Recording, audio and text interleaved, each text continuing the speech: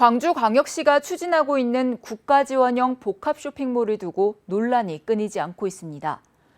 광주시는 대통령 공약이기 때문에 복합쇼핑몰 건립이 민간 사업이긴 해도 수천억 원의 나랏돈을 요구할 수 있다는 입장이지만 정부 여당도 여론도 시선이 곱지만은 않습니다. 윤석열 대통령의 대선 공약이자 지역 정책 과제, 강기정 광주시장의 민선 8기 공약이기도 한 복합 쇼핑몰 유치. 국민의힘은 윤 대통령 취임 전 수차례 광주를 찾아 복합 쇼핑몰 유치를 위한 간담회를 여는 등 공약 이행에 적극적인 의지를 드러냈습니다.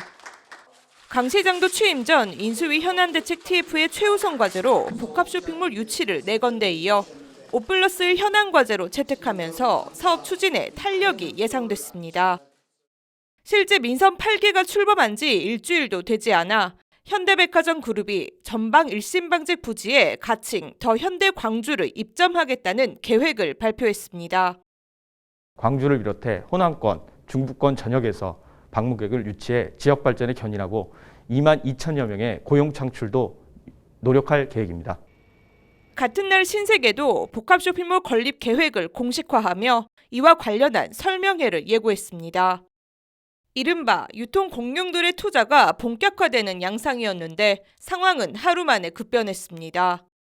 시장직 인수위에 윤석열 정부의 공약 사항이기 때문에 국가 주도형 복합 쇼핑몰을 계획해야 한다는 제안이 논란의 발단이었습니다. 이후 국가 주도형에서 국가 지원형으로 명칭을 변경한 광주시는 관련 TF 구성과 함께 그 구상안을 발표하겠다고 밝혔습니다. 투자하겠다는 분들은 이제 여러분들이 생기는 건 대환영이고요.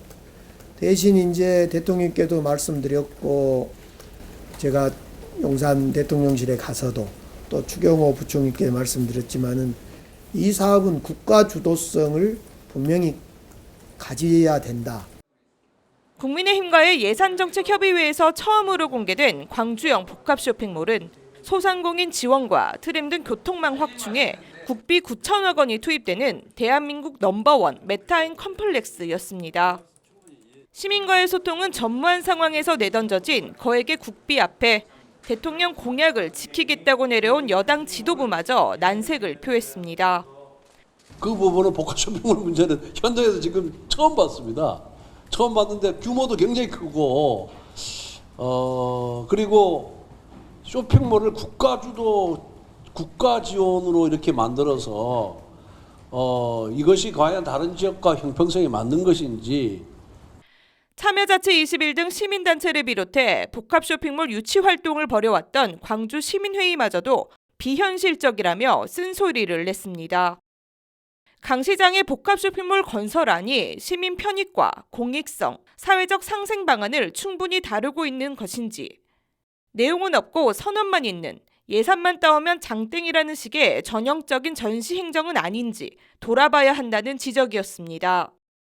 어떤 지렛대 담아서 예산이라는 것을 당장에 우리 예산 확보할 수도 없습니다. 근데 이런 걸 통해서 이제 계속 접근해 가는 거죠. 출발은 이렇게 출발해가지고 점점 그림을 구체화시켜서 가는 과정이거든요. 결국 지난달 안으로 사업 제안서 제출을 예고했던 전방 일심방직 개발 사업자는 현대 측의 계획 변경에 따라 제출 기한을 미뤘고 신세계는 설명의 일정을 돌연 취소했습니다.